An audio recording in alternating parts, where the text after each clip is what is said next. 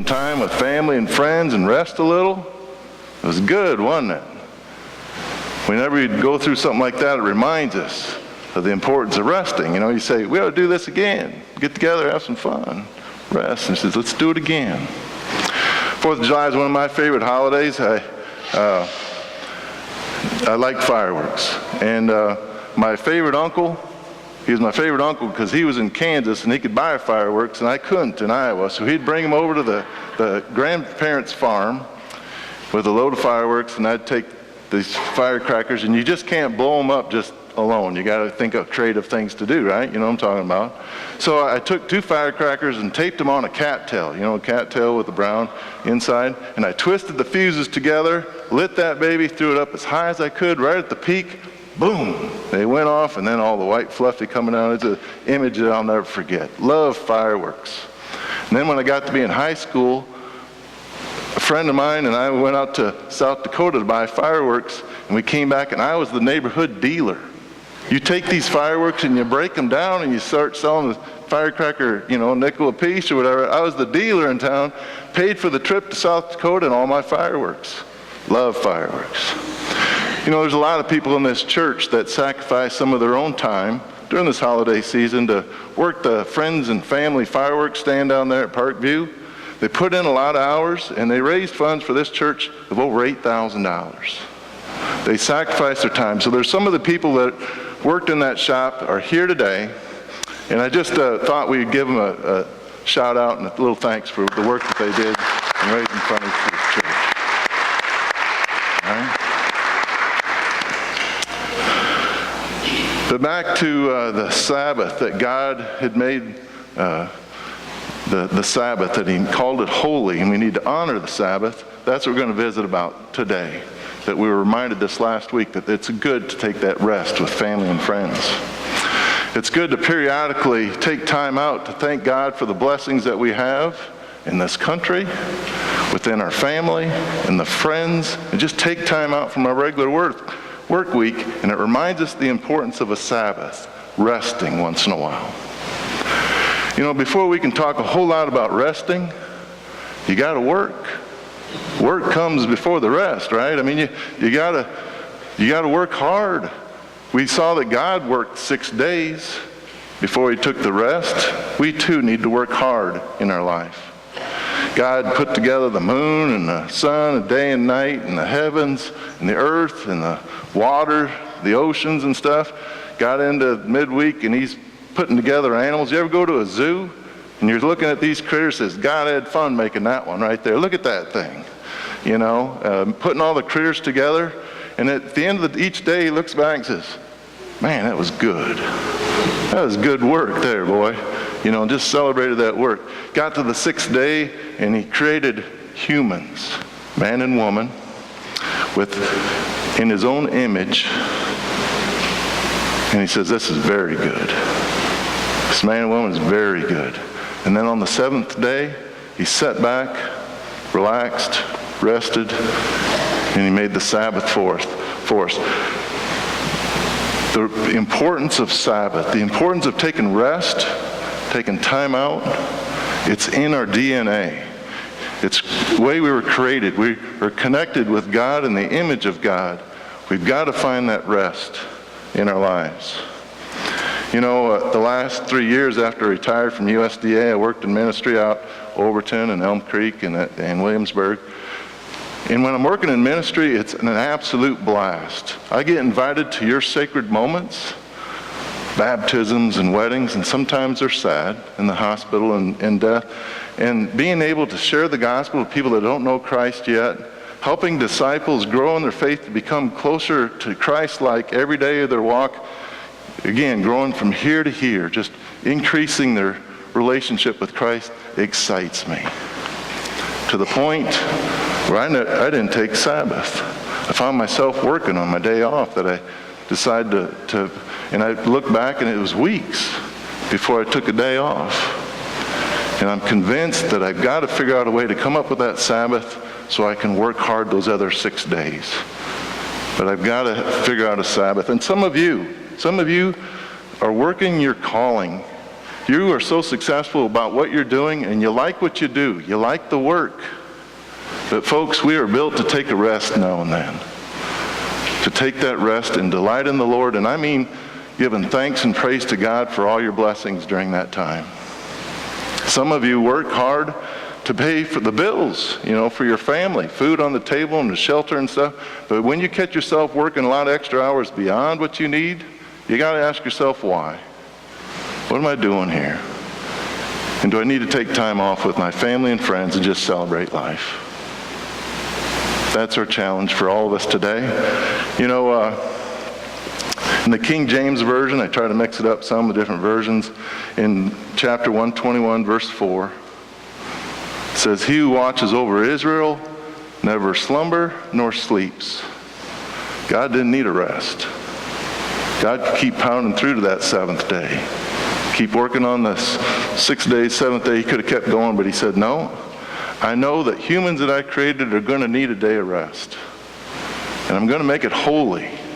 And what makes it holy is God says, I'm setting it apart, that you remember God in your life, that you remember God's blessing, and you trust in God to take care of your needs. We've got to figure out a way, people, to have a Sabbath as if our life depends on it. It's that important. It's that important. So the seventh day of the week, if you look at your calendar, is Saturday. Now the Jews, they still worship on Saturday. They go to the temple and synagogue and they worship on Saturday, and we don't. We worship on Sunday. What's that all about? Well, it was an early Christian tradition that they decided to worship on the Sabbath on Sunday, the first day of the week, to honor Jesus' resurrection. Yeah, that's when we want to celebrate, have our Sabbath. Well, who's biblically right? Our Jewish friends, or what are we doing here on Sunday? And Jesus says, you're asking the wrong question. You're asking the wrong question. It's not a matter of what day of the week or your specifics of how to make it happen. He brings up this story in Mark chapter 2, 23 to 27. And this is what he says. He says that Jesus and his disciples were walking through a wheat field, and some of the disciples were hungry. So they started taking the wheat heads. It must have been around July or whatever. And they were snacking on the wheat heads. They were hungry. And the Pharisees called them out on it. And the disciples says, why are you breaking the Sabbath laws, Jesus? Why are you breaking these laws? And Jesus responded in a unique way. He says, it's not about the laws. It's your spirit. It's your heart and what you're giving back to God and celebrating those times off. He goes on to say that, he went on to say that he didn't respond back to them and saying, yeah, I know the Sabbath laws. They say, don't do any harvest, don't do any work, and then try to figure it out based on the laws. It's kind of like what we do in the United Methodist Church. We got this book of discipline set up with a whole bunch of laws. Well, what about book of discipline, paragraph 304.3? When you start getting in and wrestling with how we got set up in the church, Jesus says, no, just consider what's going on in your heart. It's a spiritual matter. Jesus responds, telling this story to the Pharisees. He brings up an Old Testament story. He says, David, who was the king of Israel eventually, was out with his friends, and they were traveling across country, and they got hungry. And they went into a temple. I should tell you the verse. Well, he just refers to the Old Testament, and I looked it up, and you'll have to look it up yourself. So David's walking around, and he goes into the temple. He says, you got anything to eat? I and my friends are hungry. And the priest says, well, all we got is this bread, but it's the bread of the presence. David says, I'm fine with that, I'm hungry. So they ate the bread of the presence. And the people that read that, when Jesus was telling that story, they all knew that you don't touch the bread of the presence. You don't regularly eat that. Only the priests can eat it. So why did Jesus tell these Pharisees the story about David, their king, of eating this bread that they weren't supposed to eat? He summarized this story saying, that the Sabbath was created for humans.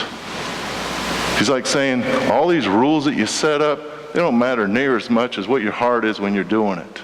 The Sabbath, whether it's Saturday, Sunday, pieces of a day or whatever, it's a matter of your heart.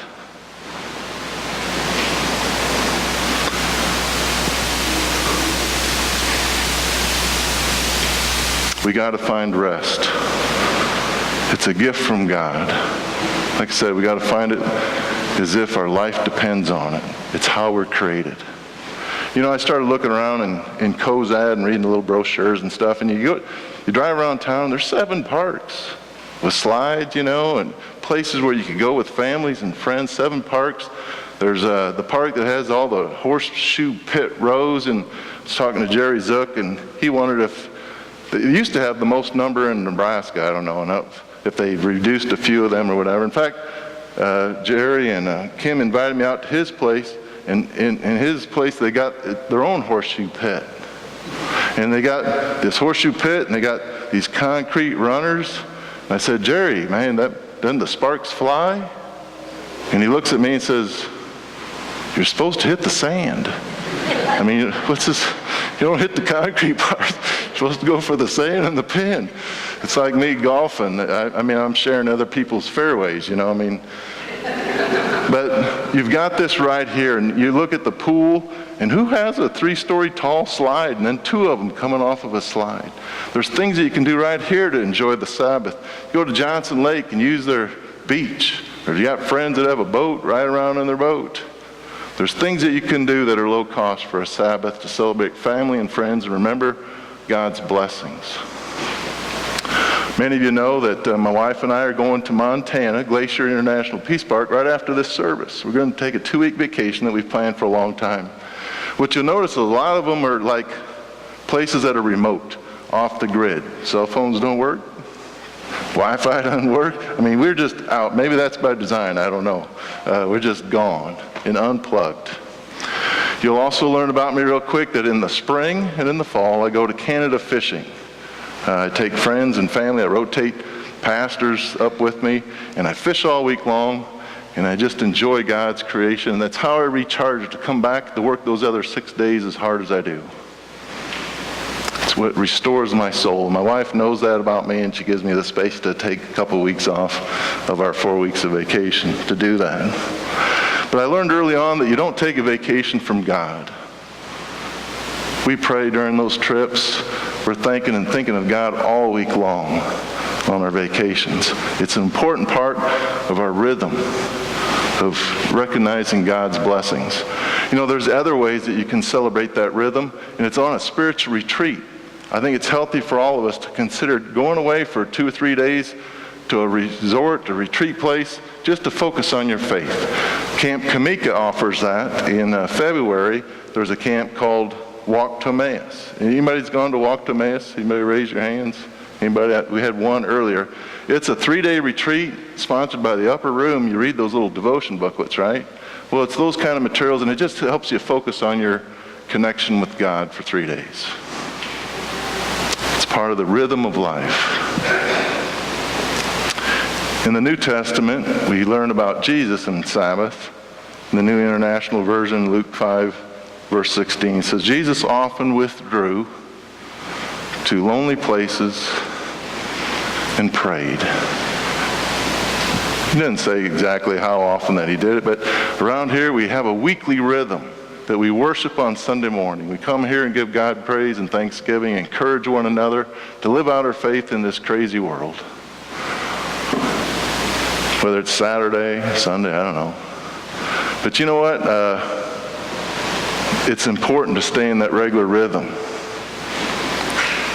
To do no regular work, no household chores. Just do the things that it's a desire of your heart. I believe that God put into you different desires of your heart. Some of it's music, like Ray up there. Some of it's art. Some of it's golfing. Some of it's fishing. Different hobbies. I believe God put those in your heart. So to find time to do those kind of hobbies, those activities, especially if you're doing it with family and friends, and especially if you do it in a prayerful attitude, that you're giving God thanks and praise, that's a Sabbath that we need to take weekly. But here's one of my problems, and some of you share the same problem. I work on Sundays. I know we're having fun, but it's kind of work to put this together, each Sunday and stuff. So I'm working on Sundays, and some of you have to work on Sundays. You know who you are? You have a shift at the hospital or different rotations. So you're working Sundays too. So how are we going to figure this out? Well, pick another day. So I'm going to try to pick Fridays as my Sabbath. Now, sure enough, as a pastor, and my wife's trying to take Fridays too, we get called to do funerals.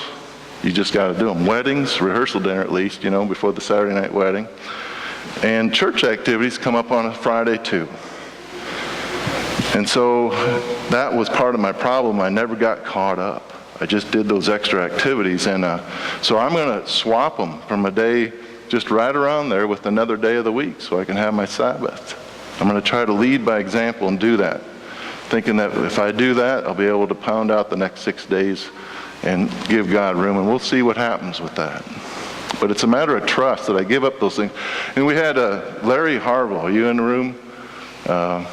He came to invite me upstairs. He came to invite me to the men's group on Friday morning at 7 in the morning. And I just an hour earlier talked to Judy saying, I'm trying to protect Fridays for my Sabbath. And I said, Larry, here's what I'll do. There's some days when I have to do a funeral and a wedding. I'll come to the Green Apple at 7 o'clock on Fridays. It's kind of an advertisement for you other guys sitting in the room. I encourage you to go and talk and have fellowship with other guys at the Green Apple at 7 o'clock and join that men's group. I said, but when I'm already booked to do something, I'll show up those days at 7 in the morning.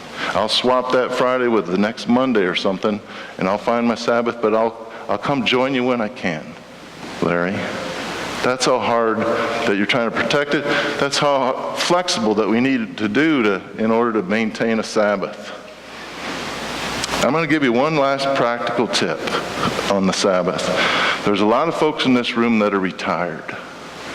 And, the American way of retirement and it's all about me. I used to say, I'd like to see how many days in a row that I could fish before I got tired of it, and I think I could surprise a lot of people because I really like to fish, how far I could go out, but retirement isn't all about me. So those that are retired, I challenge you to answer your call, to look at those young families. We got some of them up front, we got some of these young families. Offer to mow their yard, cook some meals, and say, take this time, I want you to go chill with your family. Find a Sabbath in one of those 7 parks in Cozad. Help somebody else have a Sabbath, not so they can do more work and stay busy, just to take time off. Maybe that's part of your calling in retirement, to help out another young family. People, Sabbath is a gift. It's a gift from God. It's how we're made, and we got to find that rest because it's important. It's part of the trust that we had with that glass of water. God says, do you trust me? Do you trust me with your time? Take that rest. I'm going to rely on other people. If it's a ministry that God needs done, some other folks will get it happen. It'll get done. But we got to trust each other and rely on each other. And when that happens, our spirit will be right for the next 6 days. And we're to work our heads off, just like Colossians 3:23 says, work as if you're working heartily for the Lord. Work hard, as if you're working for the Lord rather than for men. That's what we do together as a church. I look forward to all of you trying to figure out what that looks like for you. Amen.